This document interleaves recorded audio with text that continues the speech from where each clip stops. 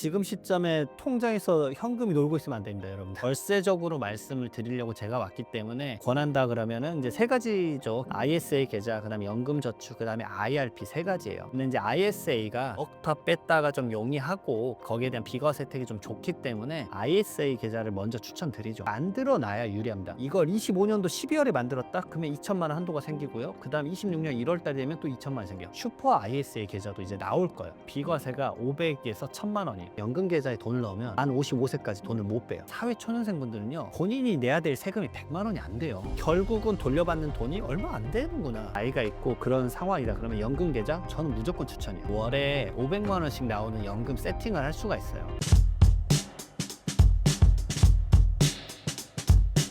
네, 안녕하세요. 신사임당 구독자 여러분들. 저는 이장원 세무사라고 합니다. 필명 두꺼비 세무사 쓰고 있고요. 채널도 두꺼비 세무사를 이제 운영하고 있습니다. 저는 이제 세금을 통해서 세상을 보고 있는데, 뭐 부동산, 주식, 코인, 그리고 뭐 농지, 상속, 증여, 세금이란 부분이 조금씩은 이제 연관이 되어 있다 보니까 그걸 통해서 그 섹션에 대한 이제 시각을 최대한 많이 나눠 드리고 있습니다.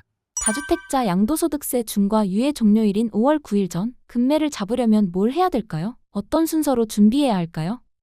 지금 아주 시장이 혼란스럽고 이 영상 보시는 분들도 어떻게 해야 될지 이제 갈피를 못 잡으실 수 있는데, 다양한 분들에게 상담을 요청하실 텐데 사실 세금 관련된 부분이고, 저는 이제 거기에 이제 부동산까지 그래도 나름 부동산 박사과정을 하고 있습니다. 나름 열심히 하고 있고요. 자, 그래서 이 시장에 대해서 매도자분들의 상담도 정말 많이 듣고요. 매수자분들에 대한 상담도 정말 많이 하고 있습니다. 자, 그래서 매수자분들에게는 제가 권하는 거는, 약간 이제 내 집 마련을 지금 기회를 하고 있다라고 한다면 지금이 약간 기회인 것 같기는 해요. 근데 가액에 따라 다르다라고 말씀드리고 싶어요. 왜냐? 생각보다 15억 원 정도의 아파트까지는 정책 자금, 말 그대로 LTV 40%랑 대출 6억까지 나와요. 그렇기 때문에 기존이랑 패턴이 똑같아서 오히려 노도강이나 이런 지역은 줄 맞추기 한다고 가격이 올라가고 있어요. 이쪽은 생각보다 그래서 금매가 별로 없습니다. 근데 오히려 고가 아파트 같은 경우는 이제 매도자분들, 다주택자들이 이제 차익 실현해야 되겠다. 더 이상 갖고 있다가는 양도소득세가 너무 과하게 나올 수 있으니까 야, 이제는 한번 내놓자라는 이제 차익 실현 매물들이 나오고 있는 거죠. 그리고 하나 더 이유가 있느냐? 바로 이겁니다. 보유세, 재산세와 종합부동산세가 높아질 것 같다라는 시장의 다양한 이제 기사들을 접하면서, 예전에 문재인 정권 때 아주 고가의 이제 종합부동산세를 냈었다라는 경험이 있어서 그런 경험을 이제 다시는 하고 싶지 않다라고 해서 매물을 내놓는 경우도 있어요. 결국 매도자랑 매수자 이게 맞는 과정이 된다 그러면 저는 매수자분들에게 권해드리고 싶어요. 근데 이 매수라는 게 삼자태 사는 것만 답이 아닙니다. 말 그대로 부모님이 다주택자면 부모님의 물건을 사는 거, 저가로 사는 것도 하나의 답일 수 있어요. 이런 것들을 믹스해서 좀 살펴보셨으면 좋겠는데, 이 금매를 잡으려면 매수자분들이 준비해야 될 게 생각보다 많습니다. 돈만 있으면 돼? 아니에요. 절대 그렇지 않습니다. 첫 번째로 이 매도자의 관점을 생각을 해봐야 돼요. 매도자는 5월 9일 이전에 계약서와 계약금을 지급을 받아야 돼요. 그리고 나서 4개월 이내에, 계약일로부터 이 4개월 이내에 잔금을 치러야지만 다주택자 중과세를 배제를 하는 거예요. 원래 세법은 어떻게 돼 있었냐면 5월 9일 이전까지 잔금을 다 치는 경우에 한해서만 양도소득세 중과가 배제됐었습니다. 근데 그걸 이 국가 차원에서 조금 더 유예를 해준 거죠. 오케이. 시간 얼마 안 남았는데 갑자기 이렇게 하니까 시장이 혼선 준 것 같으니까, 자, 그러면 5월 9일 전에 계약서랑 계약금만 먼저 받아. 그리고 잔금은 4개월 이내 받으면 오케이. 그러면 너 중과세 빼줄게 라고 해준 거예요. 그렇기 때문에 매도자 입장을 생각해 줘야 돼요. 뭘 해줘야 된다? 계약서랑 계약금 입금을 받아야 돼요. 자, 근데 입금을 꼭 받아야 되는 그 내역을 꼭 제출을 해야 됩니다. 자, 여러분들, 그러면 20억짜리 주택 산다라고 했었을 때 계약금 통상 얼마입니까? 법에서 정해져 있지는 않지만 2억 원 정도 되겠죠. 대부분 10%잖아요. 자, 그럼 10%의 입금 내역이 있어야 된다는 거예요. 5월 9일 전까지요. 자, 이게 매도자 관점입니다. 자, 근데 매수자 관점을 보겠습니다. 그렇게 호락호락하지 않아요. 계약서 쓰고 계약금 입금하면 된다? 아니에요. 첫 번째로 지금 대부분의 여러분들이 살려고 하는 부동산은 아파트일 거예요. 자, 아파트는 토지거래 허가구역이 대부분 묶여 있습니다. 서울 전역과 경기도 12지역은 이 토지거래 허가구역이 아파트가 묶여 있어요. 그러면은 계약서랑 계약금 쓰기 전에 선행해야 되는 게 뭐냐? 바로 토지거래 허가구역을 받아야 돼요. 허가를 받아야 되는데 이게 대부분 15일 정도 걸려요. 그러니까 5월 9일 날 뭐 계약서 쓰고 계약금 넣고 안 된다는 얘기야. 적어도 그러면 물건에 대해서 파악하고 가격에 대한 어느 정도의 뭐 딜이 있고 나서 적어도 4월 중순쯤에는 토지거래 허가 신청을 넣어야 돼요. 자, 근데 최악이 난 될 줄 알았는데 토지거래 허가 구역이 안 됐어. 반려를 받았거나 보완 요청을 받았어. 바로 일주일 정도 늘어나는 것 일도 아닙니다. 그러니까 매수자 관점에서는 너무 이를 촉박하게 생각하시면 안 돼요. 매수자분들 지금 생각하는 거 알아요. 왜냐? 지금 3월 지금 촬영하는 날짜가 초중순입니다. 이 시점까지 제가 계속 실시간으로 듣는 중개사님들의 멘트는 뭐냐? 매수자들 진짜 물건 많이 본다. 근데 자, 1, 2억 더 떨어지면 연락 주세요. 이게 다 멘트예요. 말 그대로 4월까지 기다려 보겠다. 매수자분들 더 우위에 서겠다는 거 알고는 있습니다. 근데 여차금 인력 떨어지면 그것만 기다리는 매수자가 본인만 있을까요? 그것도 한 번쯤은 생각을 좀 해보셔야 될 것 같다라고 말씀을 좀 드리고 싶어요. 근데 아쉬울 거 없다. 그리고 그런 단지를 몇 개도 골라놨다라고 한다면 그 선택복에서 본인이 토지거래 허가구역만 잘 나면 되니까 그런 것들을 좀 확인을 꼭 해보시고 진행했으면 좋겠어요. 말 그대로 절차가 생각보다 까다롭다라는 거, 시간이 좀 걸린다라는 거, 이 준비를 하고 나서 세팅하셨으면 좋겠어요. 5월 9일과 함께 주택 취득자금 조달 계획서가 바뀐 2월 10일이 중요한 이유는 무엇인가요? 이것과 맞물려서 모든 정책들은 유사하게 다 맞물립니다. 근데 5월 9일에만 너무 핀셋이 맞춰져 있고 많은 보도 자료가 나왔습니다. 근데 2월 10일에 대해서 생각보다 많은 보도 자료가 안 나왔어요. 근데 2월 10일자에 추가적인 다주택자 중과세에 대한 유예도 나왔지만 이게 나왔어요. 주택 취득자금 조달 계획서에 대한 양식이 바뀌었고 실행을 어떻게 해야 되는지가 바뀌었습니다. 말 그대로 부동산 거래 신고법에 대한 게 바뀌었단 말인데 이걸 많은 분들이 모르세요. 특히나 매수자분들은 이걸 꼭 알아야 돼요. 만약에 가족 간에 저가 양수도 한다? 자녀분들이 이걸 꼭 지켜야 된다는 얘기예요. 토지거래 허가 외에도 나는 주택을 취득할 때 당신 지금 어떤 돈으로 이거 샀어라고 소명을 해야 돼요. 그래서 저 같은 경우는 이것을 요즘 도와주는 컨설팅이 너무 많아요. 죽을 것 같습니다. 너무 많고요. 지금 촬영 오는 날에만 제가 3건을 상담을 하고 왔어요. 말 그대로 너무너무 많은데 이것을 잘못 쓰면은 어떻게 되느냐. 이 주택 취득자금 조달 계획서의 대부분의 이제 이 계획서를 토대로 유관 기관들이 어떤 조사를 합니다. 뭐 국토부도 조사를 하고 금감원에서는 대출 제대로 받았는지 조사를 하고 경찰에서는 명의 신탁이 아닌지 조사하고 이래 조사를 한단 말이에요. 그중에서 국세청이 조사하는 게 85%예요. 결국은 자금을 가족한테 빌렸냐, 증여를 했냐, 너 이거 어디서 났냐, 너 소득은 낮은데 이 소득에 대한 출처를 어디서 난 거냐, 너가 20억짜리 어떻게 사게 된 거냐, 요런 것들을 소명하는 게 85%예요. 그래서 이게 어느 순간 세무사님들을 많이 찾는 업무가 될 수밖에 없었던 거죠. 근데 이게 2월 10일 날 더욱 업그레이드가 됐어요. 그래서 몇 가지만 말씀을 드려볼게요. 이 매수하시는 분들은 꼭 챙기셔야 돼요. 자, 첫 번째로 2월 10일 이후에 계약서 쓰는 건부터 진행을 해요. 그래서 전에 계약서를 썼었다. 그러면 그분들은 과거 양식이라 괜찮습니다. 자, 그리고 두 번째, 조정 대상 지역 투기과열지구, 그다음에 토지거래 허가구역, 그다음에 6억 원 이상의 주택을 취득할 때는 주택 취득자금 조달 계획서를 다 써야 돼요. 결국은 서울 수도권 대부분의 지역이 이것에 포함될 거예요. 지방이라고 안 쓰냐 말씀드렸죠. 6억 원 넘어가면 지방도 써야 됩니다. 자, 그런 것들에 대해서 조사가 더 초밀하게 일어난다라는 거 말씀을 드리고요. 그다음 세 번째, 어떤 게 추가되느냐? 계약금 아까 입금 내역 말씀드렸죠. 이 중개사님들이 이 계약금 입금 내역을 받으셔서 그걸 무조건 서버에 같이 올려야 돼요. 예전에는 계약서 쓰고 계약금 입금 받았습니다. 그냥 매매 계약서만 쓱 넣었단 말이에요. 근데 이제는 아니 그거 필요 없고 자, 그러면 오케이. 계약금 2억 원 입금했어? 그러면 입금 내역, 통장 계좌 내역, 아니면 어플리케이션, 스크린샷이라도 집어 넣으라고 하고 있어요. 말 그대로 내가 계약금을 입금한 것을 소명해야 돼요. 이게 아까 그 5월 9일 전에 매도자가 중과세를 피할 수 있는 그 요건을 여기서 카운팅을 하기 위해서요. 말 그대로 이 체크를 해야죠. 이러게 이제 서버가 그 첨부 서류를 요청하고 있다라는 거. 세 번째로 말씀드리고요. 네 번째. 현금으로 내가 얼마를 샀습니다. 예를 들어서 내가 그냥 기존에 갖고 있던 현금이 있었습니다. 2억 원이. 예금이 아니라 현금. 여러분들 혹시 5만 원짜리 2억 원씩 빼서 집안에 두십니까? 거의 없으실 거예요. 자, 결국 오해를 받습니다. 이거 어디서 난 건데? 근데 만약 그게 외국환이다. 이게 어떤 경우가 많냐면요. 제가 조사를 하다 보니까 이분들이 국제 기업에 일해요. 그래서 한국에서도 돈을 일정 부분 받고요. 나머지는 스톡 옵션을 받아요. 그래서 스톡 옵션을 실행을 하면 외국환에서 이르게 달러가 많이 넘어오는 경우가 있단 말이에요. 자, 그거를 종합소득세 신고를 안 한 거예요. 말 그대로 국적이 다르니까 "혹시 알겠어?" 라고 넘어간 케이스가 있어요. 자, 그러면 내가 달러를 전환을 했어요. 환전을 했단 말이에요. "그거 어디서 난 거야?" 할 말이 없어지는 거예요. 거기다가 외국환을 말 그대로 이렇게 환전해서 냈다 그러면 외국환 신고거래법상 환전한 내역까지 제출하게끔 업그레이드가 됐어요. 왜냐하면 이게 이런 경우도 있어요. 국제 기업이나 아니면 다른 해외의 어떤 기업을 두고 그 법인으로부터 자금 끌어와서 사시는 분들이 있어요. 특히 누구죠? 외국인들. 외국인들은 외국 자금 끌고 와서 쓴단 말이에요. 그러면 한국 원화로 바꿔서 지출을 해야 될 거잖아요. 한국에서 20억인데 그럼 달러로 전화해서 얼마 주세요. 1억에 받는 분들은 없으실 거란 말이에요. 결국은 그 외국환 거래를 어떻게 입증할 거냐. 입증 제대로 못하고 외국환 거래법 걸리면 그것 관련해서도 말 그대로 과태료가 나올 수 있다라는 거 말씀을 드려요. 자, 그다음에 또 하나 있습니다. 다섯 번째. 증여와 상속을 말하지 않을 수가 없어요. 증여와 상속에 대해서 과거에는 증여 받았어요. 상속 받았어요. 그것만 쓰면 됐는데 이제 하나 더 추가됩니다.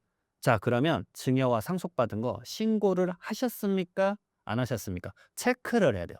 체크를 한다는 말은 뭐예요? 증여를 받았는데 신고를 안 했어? 나 때려 주십시오. 이게 되는 거예요. 말 그대로 더 촘촘하게 한다는 얘기예요. 자, 그리고 하나 더 나아가서 또 말씀드릴 거는 요즘 주식이 어느 정도 올라갔다가 지금 사실 이 촬영하는 날에 주식이 지금 코스피가 한 7%가 빠졌거든요. 이 지금 계좌가 좀 쓰라린 마음들이 있어요. 좀 미쳐버릴 것 같은데 아무튼. 자, 그런 상황이 펼쳐지신 분들이 있을 거예요. 그러니까 요즘 많은 게 뭐냐면 야, 요즘 은행 대출도 안 되잖아. 그러니까 주식은 가파르게 올랐어요. 그러니까 야, 이거 차익 실현하고 이걸로 주택 사자. 이 수요가 생각보다 많아요. 이게 맞물린 거예요. 금매는 나오지 내 집 마련해야 되는데 그동안에 가액은 비싸니까 못 사고 있었다. 주식 한번 들어갔는데 가자 해 가지고 올라갔잖아요. 많이 올라갔단 말이에요. 야, 근데 최근에 갑자기 이란하고 미국하고 뭐 미사일을 서로 주고받으면서 뭐 많은 문제들이 있잖아요. 그러니까 야, 이거 막 하루에 막 코스피가 10%씩 올라갔다 내려갔다 하는데 '이번 참에 그냥 정리할까? 그리고 이걸로 주택 한번 사 볼까?' 이런 생각하시는 분들 많아요. 자, 그러면 주택이나 채권에 대한 매각 금액도 전부 다 소명을 해야 돼요. 그거 알아두시고요. 코인도 마찬가지입니다. 그래서 코인 부분이 생겼어요. 자, 그리고 마지막으로 말씀드릴 게 대출 부분이에요. 대출이 이제는 각 은행마다 얼마씩인지 세부적으로 써야 되고 사업자 대출이면 사업자 대출이란 것도 다 분리해서 써야 돼요. 자, 그래서 제가 다음 컨텐츠에서 말씀드릴 게 농지. 요즘 농지에 대한 조사가 너무 많은데 왜 그러느냐? 이 농지를 경매로 싸게 받은 다음에 감정평가 올려서 대출을 많이 받아서 그 자금으로 주택을 사시는 분들이 있어요. 1억에 연결된 조사들이 꽤 일어나는 겁니다. 그래서 농지에 대한 전수조사를 하겠다라고 얘기가 나오고 있는 거예요. 세무사님이 보시기에 실제로 다주택자들이 매물을 정리하는 추세가 보이나요? 사실 저에겐 상담이 진짜 많이 와요. 근데 제가 말씀드린 건 공포로 이걸 팔면 안 된다라 말씀을 드려요. 공포보다는 중요한 건 뭐냐? 숫자예요, 숫자. 왜냐하면 결국은 양도소득세 중과세가 일반 세율하고 몇 배 정도 차이 나냐면 뭐 이런 식이에요. 양도 차익이 한 8억 정도 났다고 해볼게요. 그러면 일반 세율이면 세금이 한 2억 정도, 2억 원대예요. 2억 원 5천, 2억 5천 정도 뭐 나와요. 근데 중과세가 되면 이게 5억이나 6억 정도 나와요. 그러니까 말 그대로 세금이 2배에서 3배 정도 차이가 나요. 근데 억 원으로 따지면 갑자기 여러분들이 와닿는 어감이 달라요. '야, 그 돈이면 내가 말 그대로 밥만 사 먹어도 10 년은 쓰겠다.' 이런 느낌이 오는 거예요. 그러니깐 거기서 오는 이제 괴리감이 큰 건데 자, 그럼 방금만 말씀드려도 3-4억 차이가 나잖아요, 중과세가 아닐 때. 자, 그러면 이 자금과 그다음에 제가 숫자라고 말씀드린 이유가 뭐냐면 이 양도소득세 중과가 됐을 때의 차이와 하나 더 비교를 해야 돼요. 자, 그러면 내가 다주택자인데 그냥 이거 가지고 있으면 그럼 보유세 얼마 나오는 거야? 이 보유세를 저는 이제 컨설팅으로 4 년이나 5년 진 걸 계산해 드리는 거예요. 근데 막상 계산하고 예전에 뭐 문재인 정권에서 가장 높았을 때 뭐 그런 시뮬레이션 해 보는 거죠. 지금보다 완화되지 않았을 때 더 셌었을 때 종합부동산세를 비교를 해 봐요. 그래서 이 정도 차이가 나는구나. 그러면은 보유세가 5 년간은 뭐 예를 들어서 1억 5천만 원이다 그러면 이거 그러면 가장 셌었을 때가 1억 5천만 원인데 지금 세금이 4억 인데 '이거 하는 게 맞을까?' 그 고민이 들어가는 거죠. 근데 저는 여기서 하나 더 말씀드려요. 세금은 항상 후차적이에요. 저는 선단을 봅니다. 선단이 뭐예요? 결국은 그러면 이 전제 조건은 뭐냐면 부동산 가격이 유지되거나 상승했을 때란 가정이에요. 근데 이런 큰 대책으로 인해서 제가 웬만해서는 계속 우상향적인 방향을 말해요. 왜냐면 인플레이션이라는 게 그냥 발생하니까 저는 딱 그 정도만 넣거든요. 근데 26년 이 대책으로 인해서 가격이 눌러진 현상이 생기니까 '아 26년은 부동산 가격이 약간 보합이나 조금 빠질 수도 있겠네.'라는 생각이 드는 거예요. 자 그러면 이 보유세라는 것도 가격이 쭉 빠진다 그러면 '그렇게 급격하게 올라가지 않을 수도 있겠구나.'라는 생각도 드는 거예요. '올해 가격이랑 비슷하게 유지될 수도 있겠네.'라고 생각도 할 수 있기 때문에 여러분들이 이 세 가지 정도를 복합적으로 숫자를 꼭 따져 보세요. 그냥 이 감으로 '야 나는 주택수 3 개니깐 정말 이제 큰일 났다.' 이게 아니에요. 예전에 문재인 정권만큼 무조건 맞는 게 아니란 말이에요. 그러니까 본인이 그런 것도 한번 체감해 봐야 돼요. 근데 어려운 점은 뭐냐면 이게 5월 9일 이후에 팔면은 중과세잖아요. 근데 세제 개편안 제가 보유세 관련된 재산세나 종합부동산세에 큰 개편이 일어날 게 올해 7월 말에 세제 개편안 때예요. 그러니까 이걸 미리 예측하기가 어렵기 때문에 과거에 어떤 정책들이 있었는지를 아는 세무사님하고 상담을 받아봐라. 그렇게 말씀드리고 싶어요, 사실. 5월 10일 이후에는 매물 잠김 현상이 심해질까요? 저는 그럴 것 같아요. 저는 이걸로 인제 예전에 기재부에서 연구도 좀 하긴 했었는데 사람들의 인제 심리가 어쩔 수 없습니다. '와 이 세금 내고는 못 팔겠어.' 그게 어쩔 수 없이 생각이 들 수밖에 없어요. 그러니까 차익이 고도하게 높아지면은 '야 이 돈 내고는 진짜 못 팔겠다.'라는 생각이 들어요. 그래서 실질적으로 과거에도 서울의 한 달 내 집합 건물의 거래량이 10,000 건에서 플러스 마이너스 2,000 건이에요. 그래서 뭐 예를 들어서 10월 달에 대책이 나오기 전에 8,800건 정도 거래가 있었어요. 근데 대책 나오고 나서 바로 2,000 건으로 곤두박질 쳤어요. 그리고 지금 마지막이요. 지금 4 월까지가 제가 봤었을 때는 마지막 거래량이 폭발하는 시점 같아요. 그리고 끝나면 제가 뭐 이런 말씀을 드리는 게 이제 무조건 답일지는 모르겠지만 매물이 확 좀 빠질 것 같아요. 왜냐하면 중과세 매물들이 이제 나오지 않을 것 같아요. 그리고 비과세 매물도 이렇게 생각할 거예요. 내가 예를 들어서 고가 '난 어차피 1 세대 1 주택 비과세야.'라고 생각하시면 아무 때나 팔면 된다? 세금적으로는 그렇죠. 근데 고가 아파트에 대해서 옆 동네에서 가격을 막 5 억 10 억씩 낮춘 게 나왔어요. 그러면 내가 '나는 그냥 비과세니까 그거랑 상관없이 그냥 제 가격 받을 거야.' 제 가격이란 게 이미 5 억과 10 억은 낮아져 있는데 제 가격을 제대로 받을 수 있을까요? 그러니까 1 세대 1 주택자분도 그냥 아무 생각 없이 시장 매물 내놓으려고 했어도 그 가액이 제 값을 생각했었을 때 '아니다.'라고 생각하면 매물을 안 내놓을 거예요. 그러니까 '아 이거 사기 좀 꺼려지는데?'라고 할 거고 그다음에 벌어지는 게 뭡니까? 결국은 인제 뭐 빌라나 이게 주택, 아파트 이외의 것들을 살펴보더라도 '야 무슨 똘똘한 한 채인데 저런 걸 왜 사?'라고 생각하면 매물이 나와도 안 팔릴 거라고. 그래서 예전에도 유사한 상황일 때 한 달에 거래량이 10,000 건에서 800 건까지 빠졌어요. 저는 개인적으로 한 2-3천 건까지는 거의 100% 빠지지 않을까라는 생각을 개인적으로 하고 있습니다. 그러니까 매물은 많이 나올 수 있겠죠. 근데 거래량 자체는 확 줄어들지 않을까라는 생각을 한편으로 해 봐요. 토지거래 허가를 받기 전 계약금을 입금하면 안 되는 것이 사실일까요? 예 맞습니다. 많은 분들이 토지거래 허가하기 전에 가계약금 입금하고 토지거래 허가구역 받고 그다음에 다시 계약서 쓰고 계약금 받으면 된다라고 했는데 제가 아까 말씀드렸잖아요. 2월 10 일자로 주택취득자금 조달 계획서가 바뀌어서 계약금 입금한 내역을 온전히 올려야 돼요. 그러니까 가계약금만 예를 들어서 1,000,000원 냈어요. 그리고 나머지 계약금 계약서 쓰고 계약금 지불할 때 1억 9천만 을 줬다고 해 봐요. 근데 이 문서에는 계약금이 2억 원이에요. 가계약금 넣은 거 합쳐서 2억 원이다. 그러면 토지거래 허가 전에 계약금을 준 거네요? 그러면 안 돼요. 이게 유동적 무효가 됩니다. 말 그대로 토지거래 허가할 때는 약정서만 써야 돼요. 약정서 쓰고 토지거래 허가구역 받고 그다음에 계약서 쓰고 계약금 입금 받으셔야 됩니다. 그래야지만 진행이 가능하다라는 거 참고를 꼭 하셨으면 좋겠어요. 이런 부분들을 매도자도 챙겨야 되지만 매수자분들이 더 챙기셔야 돼요. 본인의 인제 그 거래가 날아갈 수도 있잖아요. 그러면 '아 선생님이랑 거래 안 할래요.' 그럼 새로운 매수자 찾아버릴 수도 있잖아요. 저는 개인적으로 이런 생각도 해요. 그 급매물을 사려고 하는 매수자 수요가 쪼금이라도 더 넘어가 버리면 어떤 단지 내에서는 갑자기 가격이 또 1-2억 올라갈 수도 있어요. 4월 말이나 중순에 그런 거래가 몇 개 생길 수도 있겠다라는 생각을 해요. 아니 매수자 줄 섰는데 내가 왜 아쉬워서 2억 싸게 파냐. 이제 올리겠다. 그럼 매수자분들 '아 너무 내가 기다렸구나.'라고 생각하는 것도 생길 수 있다고 봐요. 올해 내 집 마련을 계획 중인 분들께 한 말씀 부탁드립니다. 무조건 숫자입니다. 그리고 취득 자금, 내가 지금 어떻게 어떤 구성으로 만들어져 있는지를 무조건 토지거래 허가고요. 약정서 맺을 때 거의 동시적으로 요즘은 알아보고 계세요. 요즘은 어떤 상황이냐면 중개사님이 그 매수자분 손잡고 저한테 옵니다. 그래서 "이거 토지거래 허가구역 지역 들어갈 거고 주택취득자금 조달 계획서 쓸 건데 이거 어떤 이슈가 있는지 살펴봐 주세요."라고 하고 있어요. 이미 그렇게 됐습니다. 고도화하게 되어 있고요. 주택취득자금 조달 계획서 쓰실 때 뭐 5페이지 10페이지 쓰면 되지 이런 생각하시는데 제가 최근에 넣었었던 취득자금 조달 계획서는 한 7-80 페이지 됐어요. 관련 첨부 서류를 다 넣습니다.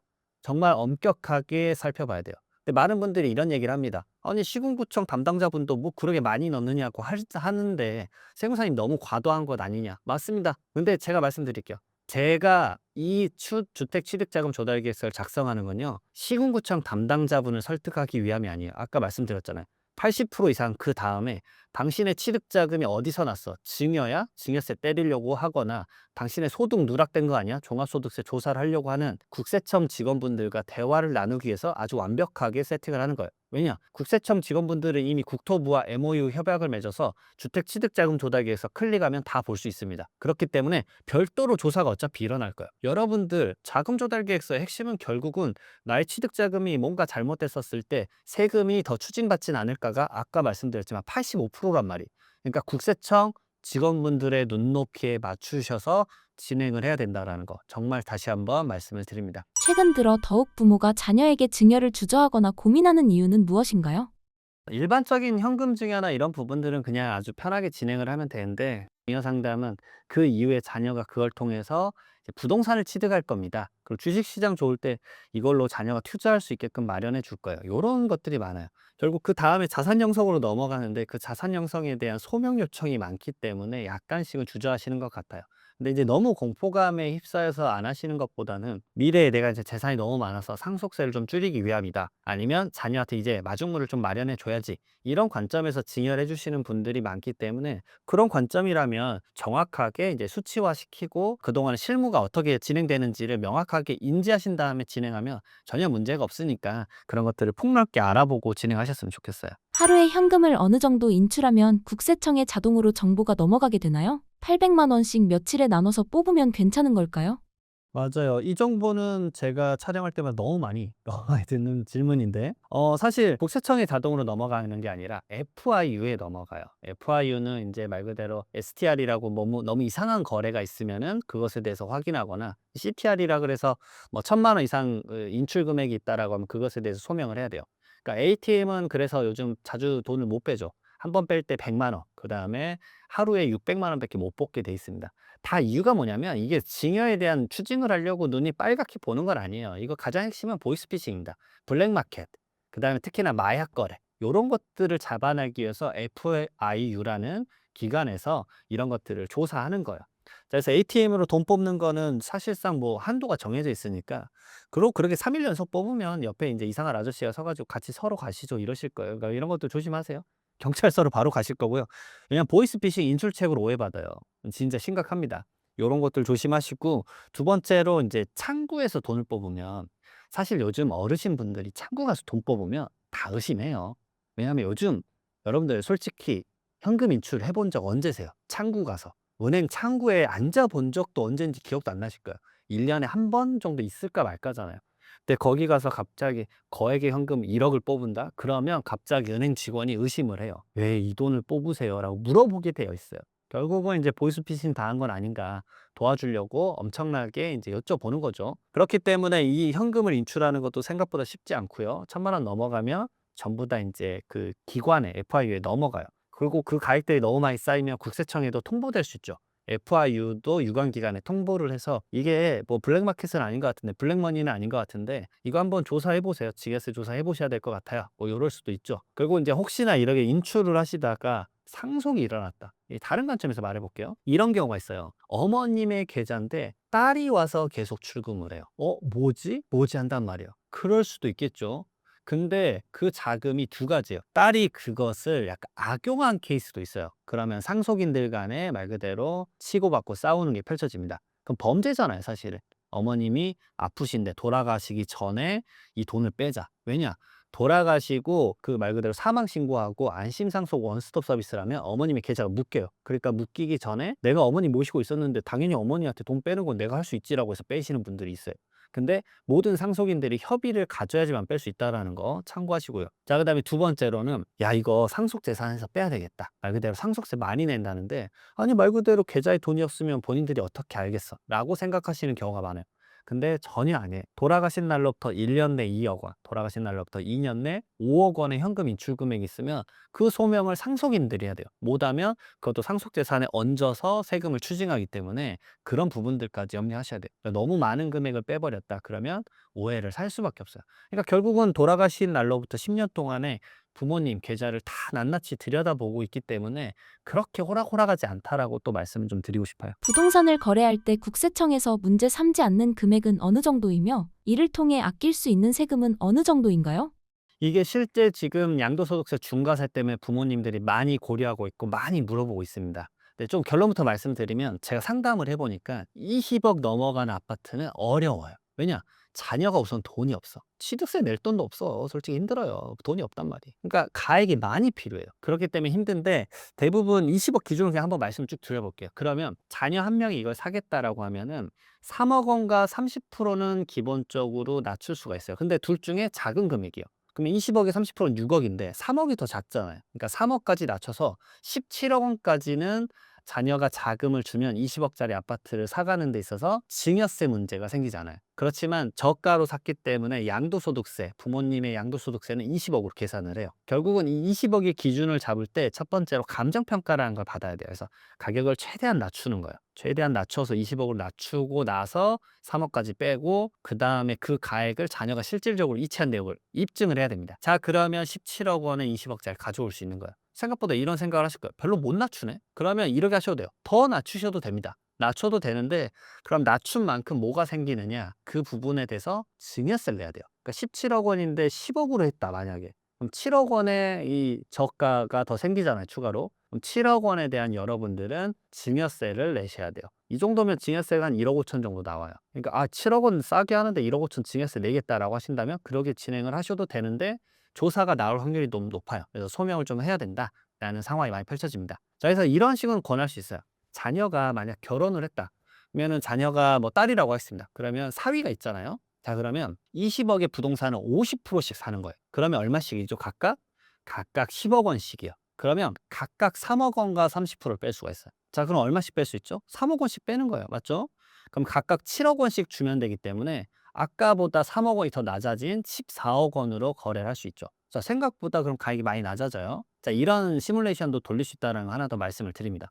자, 그리고 하나 더 있어요. 26년도에 개정이 됐기 때문에 이것도 꼭 염려를 하셔야 돼요. 자, 내가 무주택자예요. 자녀분들이 무주택자면 이거 취득할 때 첫 주택이니까 일반적인 매매 취득세 뭐 20억 정도면 한 3.3%낼 거예요. 그러니까 20억이 3.3%니까 이 정도 내겠구나, 6,600만 내겠구나라고 감당을 해야 되는 건데 만약에 3억과 30%보다 더 낮게 사버리면 갑자기 이게 매매 취득세가 아니라 증여 취득세로 가버립니다. 자, 근데 지금 주려고 하는 부모님이 다주택자잖아요. 그럼 다주택자 증여취득세가 어떻게 되면 대부분 증여취득세 중과세가 나올 거예요. 조정대상자의 시가 표준액 3억 원 넘어간 주택 주면은 증여취득세가 갑자기 몇 프로? 12.4% 아니면 13.4%가 나와요. 12.4%면 갑자기 20억의 취득세가 얼마예요? 2억 4천만 원이 나와요. 2억 4천만 원. 그러면 이건 못 냅니다. 그렇기 때문에 가액을 무작정 낮추면 증여세 내고 가액은 적게 줄 수 있을지언정 갑자기 증여취득세 2억 4천? 야, 와, 이건 못 내겠는데? 이런 상황이 도래할 수도 있어요. 그러니까 이해득실을 따져보고 내가 자금이 얼마 있는지를 확인한 다음에 이걸 거래하셔야 돼요. 그리고 이게 뭐랑 맞물려야 된다? 주택 취득자금 조달계획서랑도 맞물려야 되고요. 그 다음에 5월 9일 이전에 거래를 해야 되고 계좌에 대해서 그 거래 내역들도 전부 다 소명을 해야 돼요. 생각보다 시간 오래 걸립니다. 뭐 뚝딱 하루 이틀 만에 되겠지 못합니다. 그렇기 때문에 미리미리 좀 알아보셔라. 지금이 마지막 부에 이전할 수 있는 기회일 수도 있다라고 말씀을 드리고 싶습니다. 자녀에게 100억 정도를 물려준다면 세금을 얼마나 내야 하나요? 자, 여러분들 상속세 계산하는 법 아주 간단하게 한번 말씀을 드려볼게요. 부모님이 가지고 있는 상속재산을 전부 다 더해 보셔야 돼요. 근데 이제 가액, 부동산이 기반이 많단 말이에요. 결국 부동산이 막 7, 80%예요. 제가 여기 오기 직전에 상담하신 분은 부동산만 95%예요. 현금성 자산 거의 없단 말이에요. 부동산이 뭐 거의 이분이 한 45억 있었는데 현금은 3억인가 있고 이런 식이었어요. 자, 이런 상태가 많단 말이에요. 이런 상속이 일어나면 뭐가 문제냐? 세금을 못 내요. 그분 상담했는데 그분 세금 16억이었습니다. 16억 있으세요? 당연히 없죠. 그러면 어떡하실 거예요? 부동산 팔아야겠네? 1억의 결론 도출이 돼요. 그러니까 지금 이 상속세 계산하는 법을 왜 어떤 관점에서 알아야 되냐? 내가 부모님한테 재산 받는 건 좋은데 내가 낼 세금이 없으면 저 부동산을 금매로 던져야 되는 상황이 펼쳐질 수 있구나라는 걸 여러분들이 인식을 하면서 이 얘기를 들어보면 조금 더 와닿으실 거예요. 자, 그럼 첫 번째로 상속 재산을 파악을 해야 되는데 현금 뭐 이런 것들 당연히 유가증권 뭐 코인 다 포함하는 건 당연하실 거예요. 자, 그리고 뭐가 있죠? 보험금 있어요. 많은 분들이 놓친 게 보험금을 빼먹으세요. 아버님 혹시나 돌아가시면 사망보험금이 발생해요. 요런 것들. 차량, 그다음에 가장 메인이 아까 말씀드렸던 부동산이에요. 자, 그럼 부동산 여러분들 그게 아파트라면 시세가 좀 있어요. 말 그대로 최근에 얼마에 팔렸대. 그럼 그 금액을 알 수 있기 때문에 그 가격을 더해 보세요. 근데 그게 아니다. 뭐 빌라나 뭐 아니면 어떤 상가 건물이다 이런 거면 본인이 한번 시세라도 파악을 해 보시고 아니면 뭐 상담 요청을 해서 저 같은 경우 인제 이거를 탁상 감정이라고 해서 감정 평가를 한번 매겨 봐요. 그래서 세법상 가장 유리한 가액으로 만들고 나서 상속 재산을 전부 다 잡습니다. 자, 그다음에 두 번째로는 채무를 빼야죠. 임대 보증금이나 대출금 있으면 전부 다 차감시키는 거예요. 자, 그다음에 배우자가 없으면 5억 원. 그러니까 아버지랑 어머님이 있는데 아버지가 좀 일찍 돌아가셔서 어머님의 지금 계산을 한다라고 하면은 배우자가 없으시잖아요. 그러면은 5억 원만 빼는 거예요. 근데 아버지, 어머니 둘 다 살아 계신다. 그럼 아버님의 상속세를 지금 계산해 본다 그러면 배우자가 있으시니까 최소 배우자 공제가 5억 원이라서 이제 10억 원 한번 빼보세요. 자, 그게 여러분들의 이제 상속세 내야 되는 과세 표준이에요. 자, 과세 표준이 100억 정도다. 세금 45억 4천만 원 나옵니다. 그럼 45억 4천만 원 있으세요? 대부분 없으실 거예요. 그러니까 말 그대로 부담이 아주 커질 수 있기 때문에 자녀분들이 이 슬기로운 부의 이전을 한다라는 관점은 '내가 유동성 확보를 해야 되는구나.'라는 관점으로 이어져요. 그렇기 때문에 자녀분들이 '어떻게 부동산을 가질 수 있을까? 미리미리 그럼 증여를 받아야 될까?'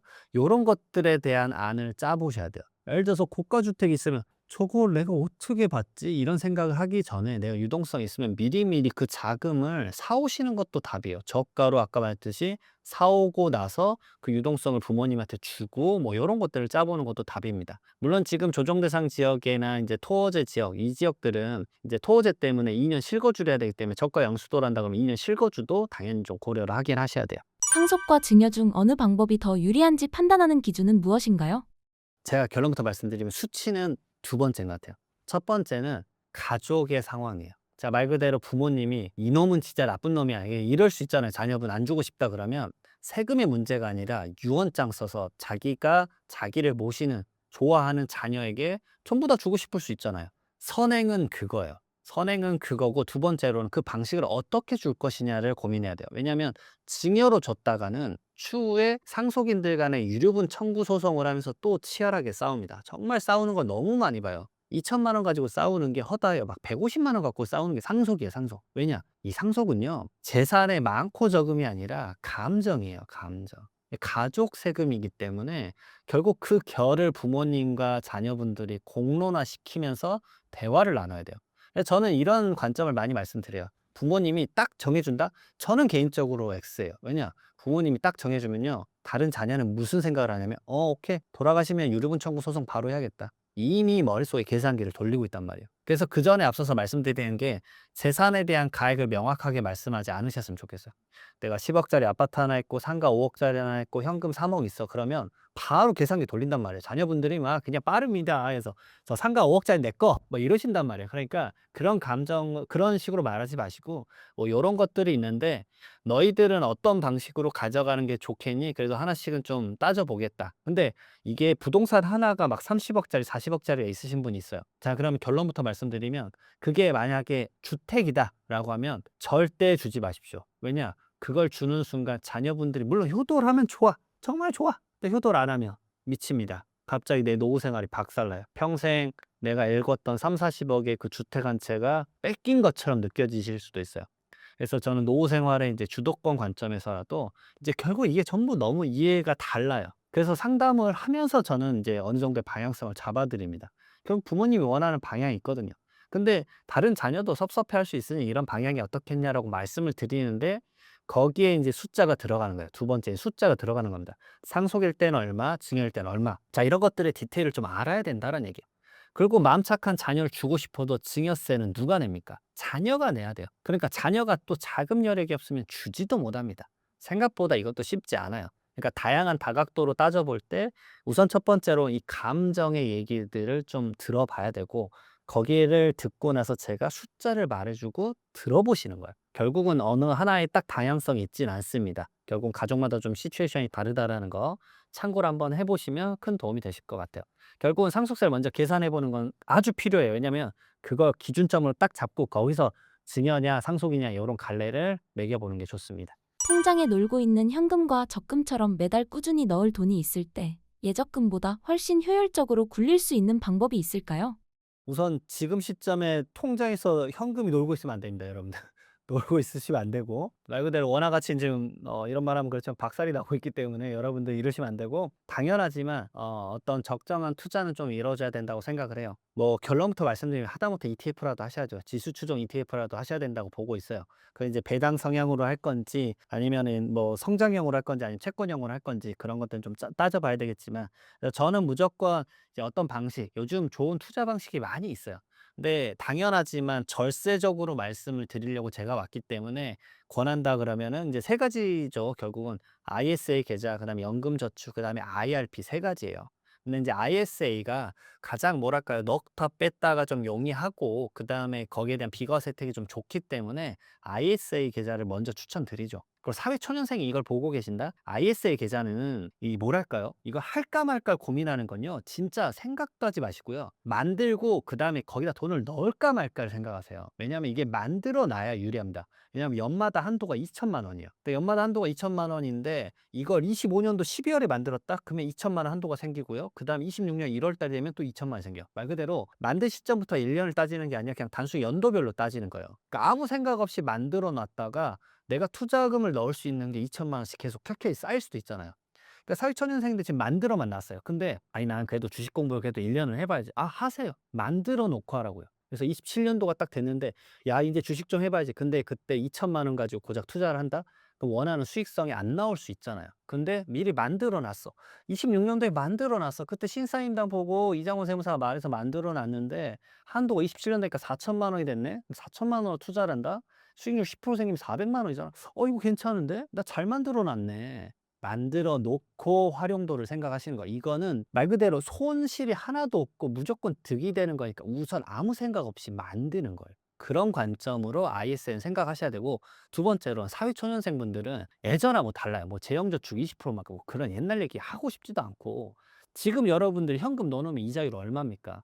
예대 마진이 지금 엄청 크지나요. 예금은 막 2% 주는데 대출은 막 5%, 6%란 말이에요. 막 7%까지 나오고 있는 얘기 시점인데 여러분들 수익률 당연히 몇 프로는 챙겨야 돼요. 그런데 이 상황에서 어떤 이 자본시장을 지금 말 그대로 집중하겠다고 이재명 대통령이 말하고 있는 상황인데 그 나라의 국가 성향에 반해서 이걸 안 한다? 저는 바보 같은 행동이라고 봐요. 왜냐하면 여기에 대해서 제가 오늘 간단히 말씀드릴 건데 IS에 대해서 더 많은 투자를 이끌어내려고 더 많은 혜택을 주려는 슈퍼 ISA 계좌도 이제 나올 거예요. 그런 부분들을 여러분들이 당연히 공부를 해야 돼요. 내 이자에 대해서 수익성이 조금씩 생겨야 한 달 이자가 더 생기는 거예요. 그러니까 여러분들 보세요. 내가 예를 들어서 이걸로 13월에 월급을 하나 더 만들고 그다음에 연말정산으로 또 13월에 월급 하나 더 만들면 여러분들은 14개월치 월급을 받을 수도 있는 거잖아요.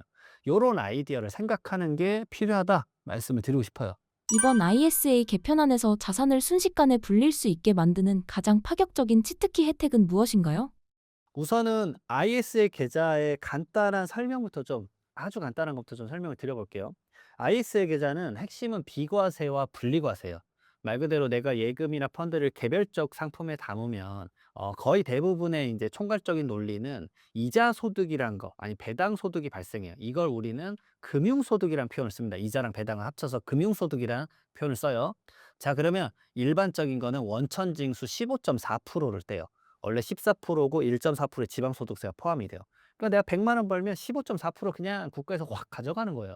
2천만 원까지 확 가져갑니다. 그러니까 나 벌었는데 15.4% 수익률을 우선 날려보내는 꼴이 되는 거죠. 자, 근데 IS의 계좌 핵심은 뭐냐면 오케이, 너가 이 계좌에 돈을 넣고 투자를 해서 수익을 벌었어? 그러면 최소 200만 원은 비과세. 오케이, 세금 안 거둘게. 영원. 자, 근데 내가 서민형이나 노후천형이다. 근데 사회초년생들은 대부분 서민형에 해당해요. 자, 그러면 너는 오케이 400만 원까지 세금 1원도 안 거둘게가 되는 거예요. 하다못해 그것만 해도 얼마입니까? 덜 속된 말로 뜯기는 거잖아요. 자, 그 다음에 하나 더 있어요. 자, 그럼 내가 수익을 200만 원 비과세 받을 수 있는데 내가 뭐 500만 원 벌었다 해볼게요. 200만 원 비과세 되고 300만 원에 대해서는 15.4%가 아니라 9.9%만 떼요. 그러니까 300만 원에 9.9%한 10% 하면 30만 원도 안 되잖아요. 15.4% 보다는 좀 더 낮게 말 그대로 이 세금을 내는 구조기 때문에 요런 것들을 활용하는 건 기본이에요.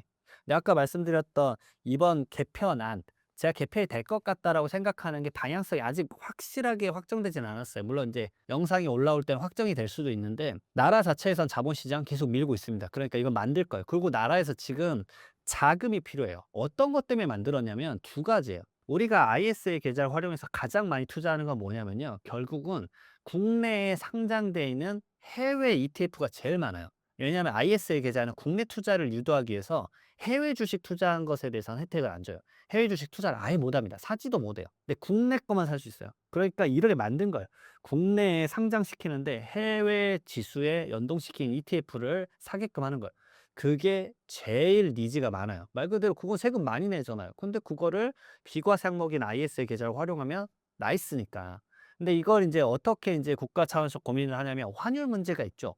막 이것에 대해서 "환율의 문제가 해외 주식을 많이 해서 그렇다." 뭐 요런 얘기가 한국은행장도 얘기를 했잖아요. 그러니까 생각이 드는 거예요. 그래서 좀 이따가 나올 게 뭐냐면 RIA라고 있어요. ISA 계좌 말고. RIA라는 게 뭐냐면 당신이 해외 주식 있던 거 팔고 국내 주식 사면 그만큼 이것을 세금적으로 유리하게 해 줄게라는 제도가 아마 3월 달에 나온다고 했어요. 그래서 아직 가이드가 안 나왔는데 이게 나올 것 같고요.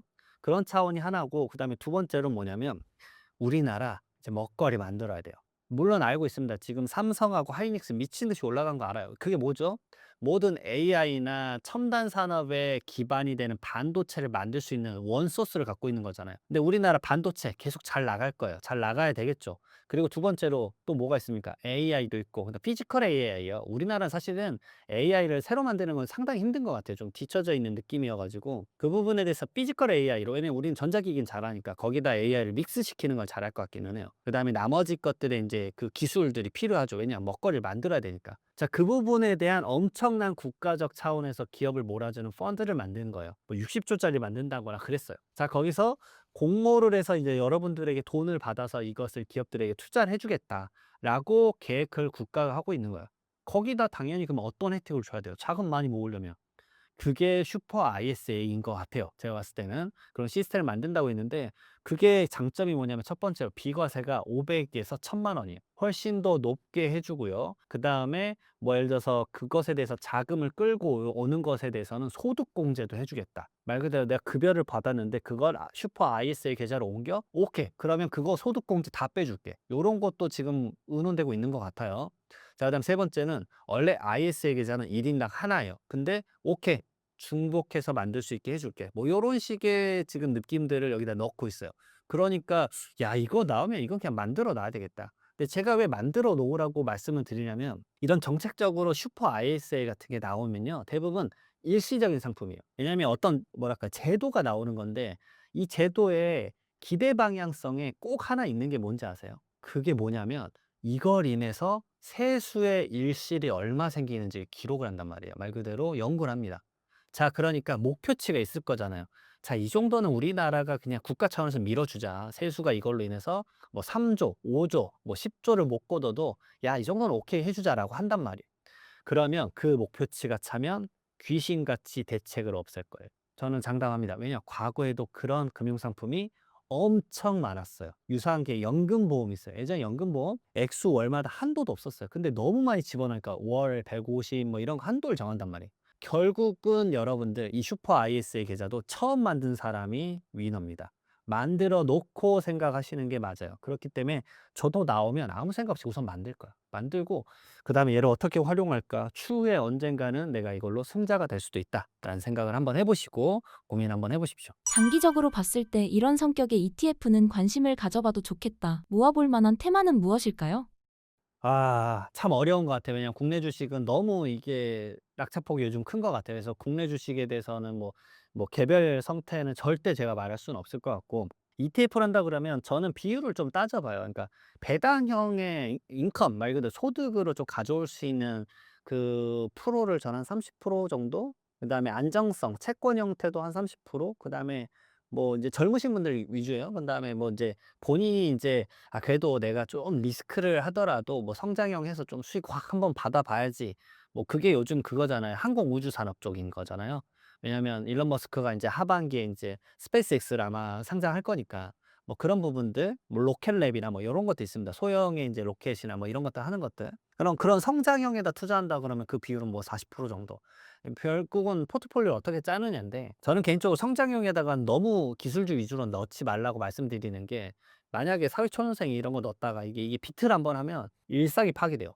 하지 마십시오. 저희 밑에 세무사님들이 그러게 했다가 막 주식 20% 곤두박질 치면은 갑자기 막 술 마시러 가고 그러는데 제발 그런 것들 하지 마세요. 적당선에서 유지하시고 좀 했으면 좋겠다라고 말씀드리 물론 저도 지금 마이너스 너무 많습니다. 할 말은 없는데 여러분들은 좀 적당히 좀 조율을 하셨으면 좋겠다는 말씀드려요. 저도 어느 순간 제 일을 하는 데 있어서 시간 자체가 부족한데 '무슨 이거 어떻게 언제 보고 있나.'라는 생각이 들어요. 그러니까 지수 추종 그냥 사고 아무 생각을 안 해요. 근데 제가 되게 우습지만 제가 자체적으로 선택해서 의사결정해 가지고 산 것들은 막 마이너스 곤두박질 치고 있어요 지금 솔직히 말하면. 근데 아무 생각 없이 제가 샀던 연금 계좌에 돈 넣어 놔서 아무 생각 없이 샀던 뭐 어떤 이제 기술주나 뭐 이런 것들에 대한 수익률은요 몇 년 전에 그 막 60% 씩이에요. 그래서 내가 '나는 주식을 하면 안 되는 거야.' 그냥 그냥 사라는 거 사고 아무 생각 없이 묻어 놓으면 알아서 얘가 성장돼 있으면 '돈이 짠하고 만들어지는구나.'라는 생각으로 거의 접근을 합니다. 그러니까 오히려 계좌를 많이 버는 게 저는 아닌 것 같아요. 자기만의 그래서 투자 타입을 좀 찾으셔야 된다라고 말씀드리고 싶어요. 연금 계좌와 ISA 계좌 둘 중 추천하시는 계좌와 그 이유는 무엇일까요? 첫 번째로 내가 사회초년생이나 아니면은 인제 직급이 뭐 대리급까지다라고 하면은 연금 계좌에 돈 많이 넣으라고 말 못 할 것 같아요. 왜냐하면 연금 계좌에 돈을 넣으면 만 55 세까지 돈을 못 빼요. 뭐 일정 이유가 있으면 뺄 수는 있겠지만 결국은 이 연금 계좌의 목적은 뭐냐면 넣었을 때 연말정산 때 말 그대로 즉각적으로 세금을 깎아 줘요. 그러니까 IRP랑 엮으면 최대 900만 원까지 이제 소득에 따라서 16.5%나 13.2%의 세금을 바로 제해 주죠.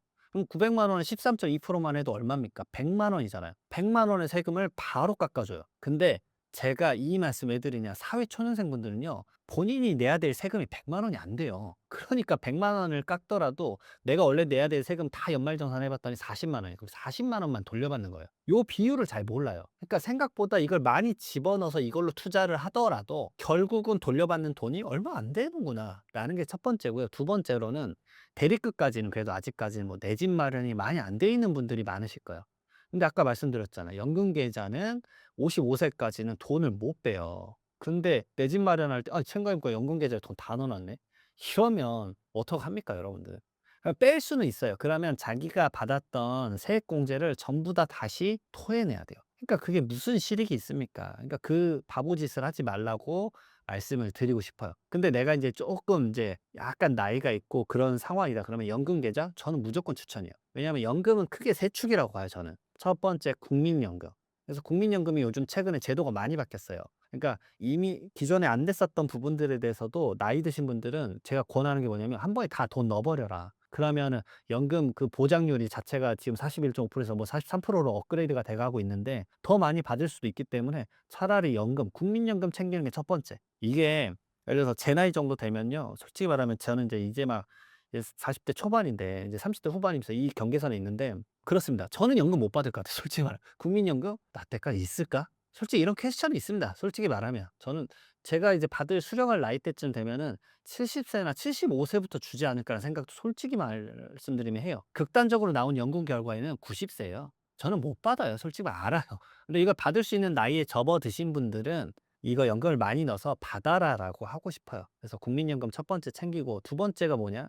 연금 계좌예요. 연금 계좌를 통해서 연금 받는 거 퇴직연금. 이거 엮인 게 두 번째고 세 번째가 연금 보험이에요. 이 세 가지만 잘 챙기시면 월에 500만 원씩 나오는 연금 세팅을 할 수가 있어요. 그래서 이런 부분들도 좀 공부를 해 보시면 생각보다 많이 가져갈 수 있습니다. 결국은 저는 이제 말씀드린 건 연금이란 건 미래에 발생하잖아요. 결국 55세 뭐 60 세, 65세 발생하는 거니까 지금 나이에 맞춰서 좀 고민을 해 봐라. 근데 ISA 계좌 같은 경우는요. 3년 딱 지나서 수익 실현하면 바로 비과세 받고 다시 계좌 만들고 요런 식이 되풀이 될 수 있어요. 그러니까 비과세를 항목을 받을 수 있을 때마다 받고 해지하고 받고 해지하고 이게 훨씬 더 효과적일 수 있잖아요. 그리고 좀 더 이 유동성을 좀 빨리 가져갈 수 있기 때문에 여러분들 상황에 맞춰서 둘 중에 어떤 거 하실지 좀 따져 보셨으면 좋겠어요.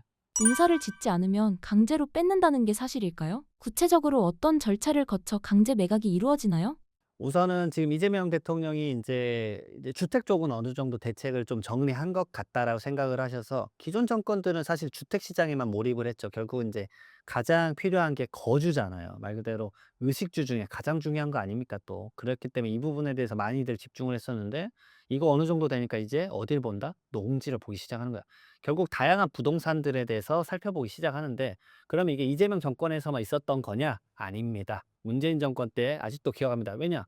제가 첫 번째 썼던 세금책이 농지 관련된 세금책이에요. 토지 수용 관련된 거. 그 농지, 뭐 토지의 세금 이런 세금책을 많이 썼었어요. 아무도 안 하지만 저는 그 부분을 많이 썼어요. 말 그대로 어떤 농지가 많은 지역에서 토지 수용이 일어났다. 3기 신도시다. 그런 것들에 대한 토지 수용자의 세금 줄여주는 컨설팅을 많이 했었단 말이에요. 2021년 3월 19일 날 엄청난 개편이 일어났습니다. 농지법 개편이 일어났어요. 왜 그랬죠? LH 직원분들이 그 토지 수용이 일어나는 지역이나 그 인근 지역의 토지를 사서 수용 사업이 일어나면 땅 가격이 막 8배까지 치솟았는데 그 이익들을 가져간 거예요.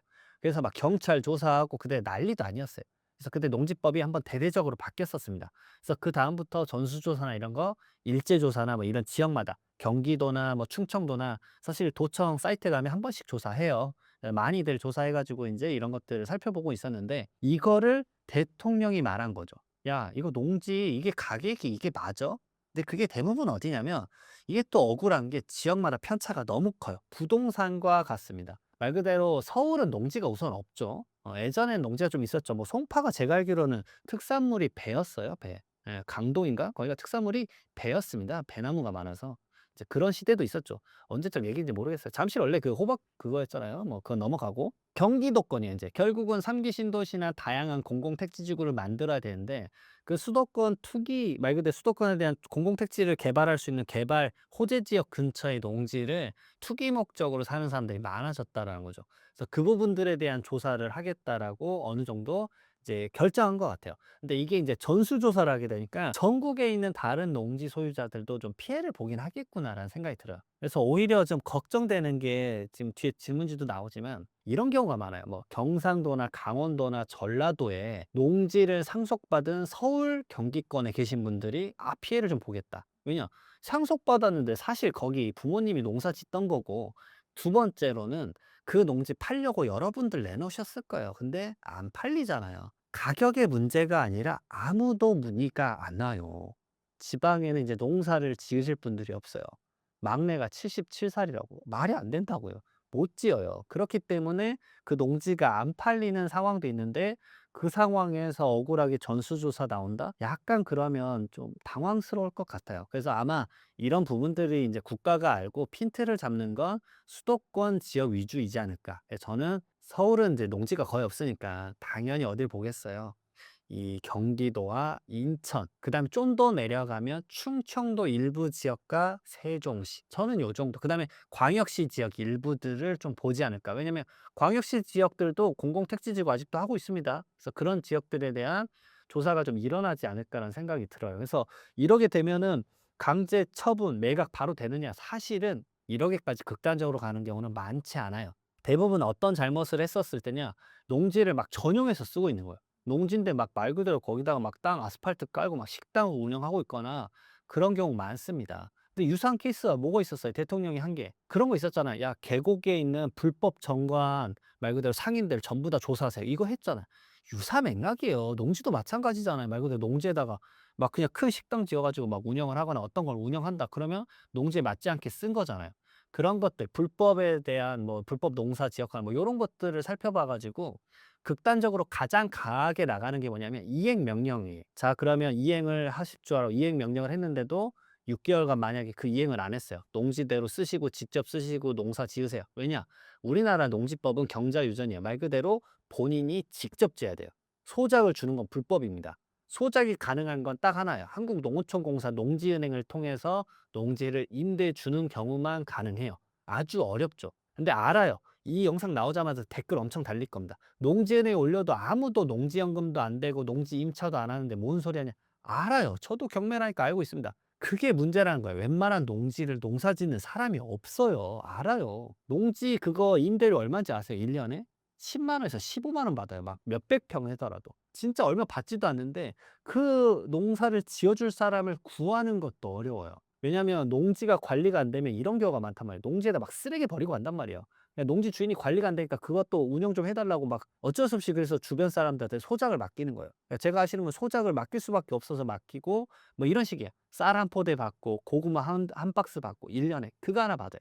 근데 미치는 노릇이죠. 그런 상황이 생겼는데 전수조사 나가서 "이거 이행 명령 안 하면 어떻게 된다?" 가장 극단적으로 나가면 그럼 이행 강제금이 있어요. 그럼 공시지가 20%가 25%를 내가 매년 내야 돼요. 아 그거 세죠. 공시지가가 예를 들어서 5 억이다 그럼 매년 1 억씩 내야 돼요. 못 내요, 못 내.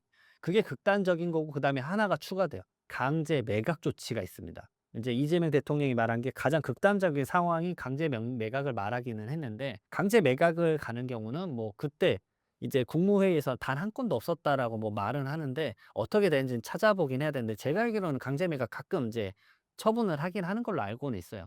그러면 어떻게 되는 거냐면 농어촌 공사에 공시지가로 팝니다. 말 그대로 공시지가는 대부분 시세보다 70% 가격이잖아요. 그러니까 이 농지 소유자분들은 억울할 수 있겠어요. 그러면 농지법에 따라서 농사 지어라. 이것에 대한 절차가 전수조사가 아마 이 영상 올라오는 게 언제일지 모르겠지만 진짜 빠르면 3월 말부터 대대적으로 제가 봤을 때 전국적으로 한다 그러면 각 지자체마다 3 개월씩은 걸리지 않을까 적어도 그런 생각을 하고 있습니다.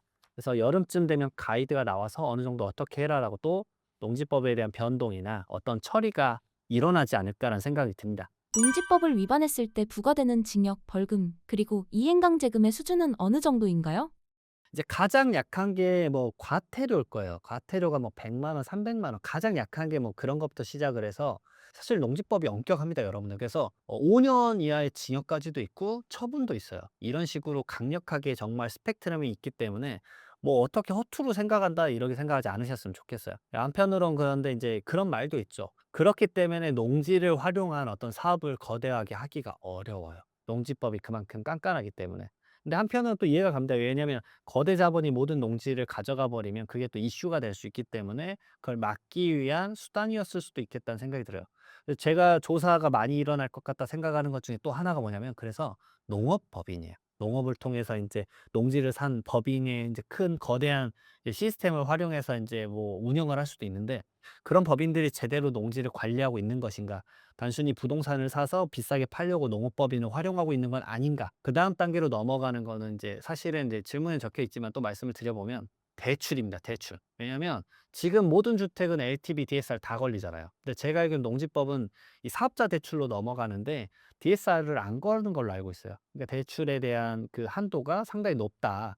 그러니까 거기서 자금을 끌고 와서 다른 데로 튀어갈 수 있겠죠. 그게 어디겠어요? 주택 취득 자금으로 쓴다. 뭐 요런 식으로 발생할 수 있단 말이에요. 이런 부분들을 막고자 지금 정부 차원에서 좀 고민하고 있는 게 아닌가라는 생각이 듭니다. 비자격 농지에 대해 보유세나 취득세가 앞으로 어떻게 강화될 가능성이 있나요?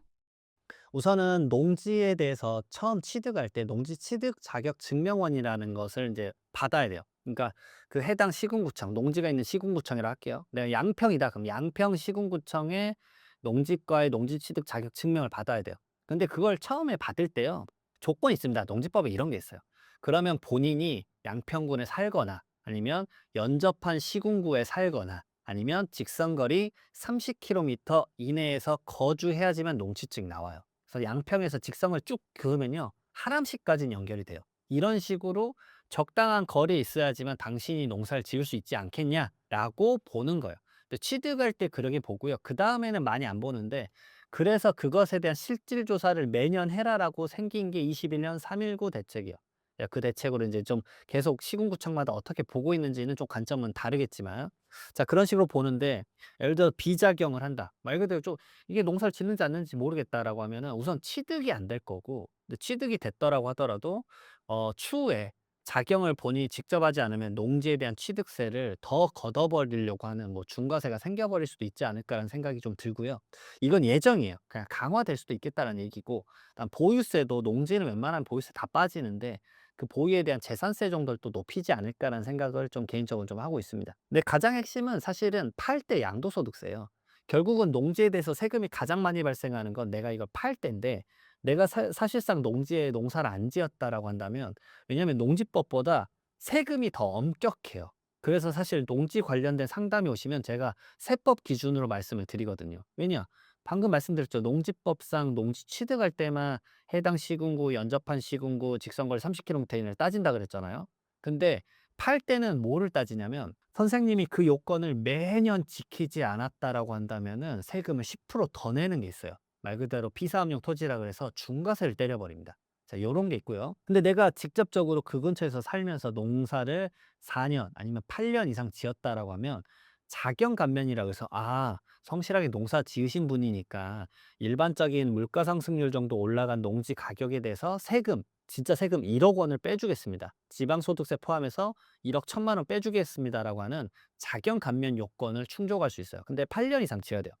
자, 그러니까 비삼용 토지도 제외되고 세금 1억 원 빼주면 농지에 대해서 한 필지 정도 팔았을 때 세금이 발생하는 경우가 많지는 않아요. 근데 아까 말씀드렸지만 수도권의 그 일정한 이제 어떤 공공주택 지구나 이런 게 말 그대로 이제 개발, 호재가 있는 지역에 대한 농지 가격 상승폭은 압도적으로 그것보다 높기 때문에 양도소득세 1억 가지고는 택도 없는 경우도 많아요. 그러니까 예를 들어서 취득가액은 뭐 7천만 원인데 양도가액은 7억 뭐 이런 경우도 많습니다. 자, 그렇기 때문에 그런 부분들을 믹스해서 볼 때 농지법에 대해서 내가 이거 지키고 있는 게 맞을까라고 따져보았을 때는 세법의 요건을 지켰다. 그럼 거의 다 오케이 될 것이다라고 말씀드리고 싶어요. 어떤 조건들을 채워야 농사를 지었다고 볼 수 있을까요?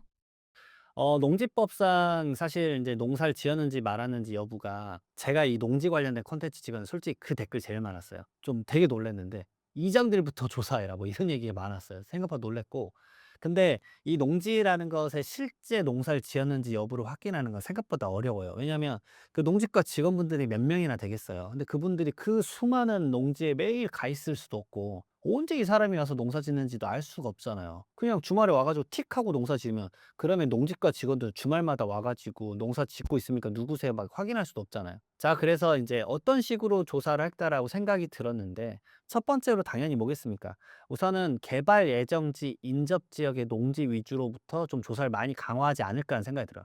예를 들어서 기준시가가 막 뭐 몇백 평에 제가 최근에 인제 그 컨트롤한 건데 뭐 300 평에 공시지가가 제곱미터당 3천 원이에요. 그래서 뭐 900만 원 뭐 이런 식이에요. 그러니까 막 얼마 안 하잖아요. 그러니까 '아 이게 뭐 별거 있나?' 막 이런 식이에요. 그러니까 이런 것들을 보진 않을 것 같아요, 제 생각에는. 근데 개발 예정지 인접 지역은 공시지가도 높기 때문에 이거는 진짜 투기할 법한데, 이것도 시세가 높은데 이런 지역 위주로 강화해서 좀 하지 않을까가 첫 번째고요. 그다음 두 번째로는 최근에 취득했는가. 근데 그 최근에 취득했는데 이 사람의 등기부등본을 떼보면 외지에서 거주를 하는지 아닌지를 확인할 수 있잖아요. 그 예전에 취득했었을 때는 여기에 살았어요. 근데 다시 한번 이제 전부 주소를 확인해 보는 거예요. 그거 해 보는 거 제가 봤을 때 일이 아닐 것 같아요. 근데 이제 첫 번째 솔팅은 이렇게 하겠죠. 화성에 있는 농지를 취득을 했어요.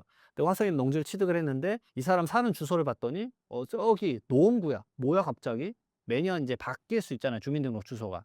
그러니까 취득할 때만 옮겨 놓고 그다음에 주소를 바로 옮겼네? 이런 것들은 오해를 사지 않을까요, 당연히? 오해를 살 것 같아요. 왜냐하면 노원구에서 화성시까지 와서 농사를 짓는다? 야, 쉽지 않을 것 같아요. 그 농기구들 갖고 와서 여기서 농사를 짓는다? 정말 좀 쉽지 않을 것 같다라는 생각이 들고 자, 그다음에 뭐 예를 들어서 이걸 임대를 했는가? 그런 것들에 대한 거는 사실 휴경을 했는가? 요런 것들은 사실 그 지역에 사시는 원주민들에게 많이 물어볼 것 같아요. 이 원주민 중에 이제 대표적인 게 누굽니까? 말 그대로 읍면에 있는 그 직원분들이나 아니면 이장님이나 이런 분들이 결국은 이제 이런 것들을 좀 답해 주지 않을까라는 생각이 들어요. 그게 말 그대로 실제 인터뷰잖아요. 실질 조사라고 하니까 그런 부분들 될 것 같고 그다음에 다음 볼 거는 농지를 담보로 대출을 많이 받았다. 이거 좀 의심스러운데 왜 농지를 통해서 대출을 1억 이나 받았지?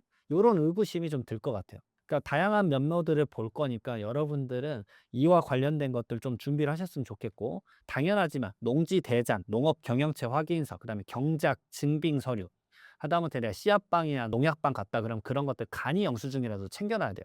왜냐하면 농협조합에 가입하는데 비용 많이 드니까 "나 농협조합 가입 안 할래." 그럼 외부에서 씨앗이랑 농약 사는 거 알고 있습니다. 자, 그러면 그런 것들도 여러분들 소명할 수 있어야 된다라는 거 말씀을 드려요. 실질적으로 그런 서류가 세금에서 엄청 중요해요. 그러니까 세법이 더 엄격하기 때문에 여러분들 그런 거 따지고요. 세법에서 하나 더 따지는 게 있어요. 여러분들 소득이 자, 내가 근로소득자면서 연봉을 5천만 원 이상 받는다? 세법에서는요, 3,700만 원 넘으면 당신 농사 지은 걸로 안 봐버려요. 이런 것도 있어요. 그렇기 때문에 농지법에 그걸 적용하진 않겠지만, 예를 들어서 내가 노원구에서 직장 생활을 해요. 그런데 연봉이 막 7천, 8천이야. 그러면 주 5일 일할 거잖아요. 그럼 과연 주말마다 이 사람이 와서 이렇게 넓은 면적의 농사를 지었을까?